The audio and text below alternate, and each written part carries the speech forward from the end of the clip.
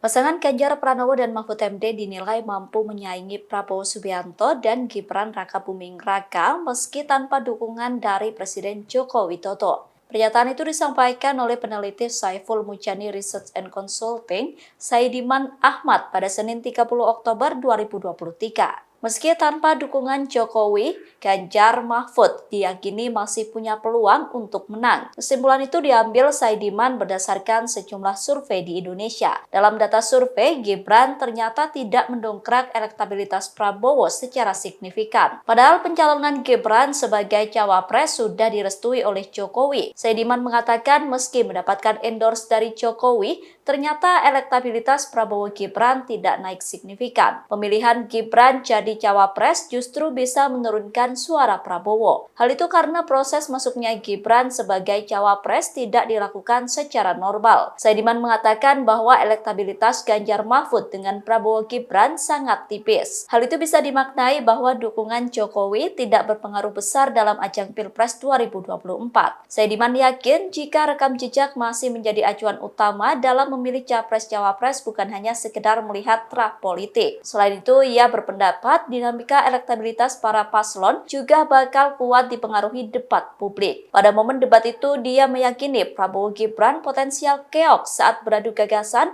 melawan Ganjar Mahfud atau Anies Muhaimin.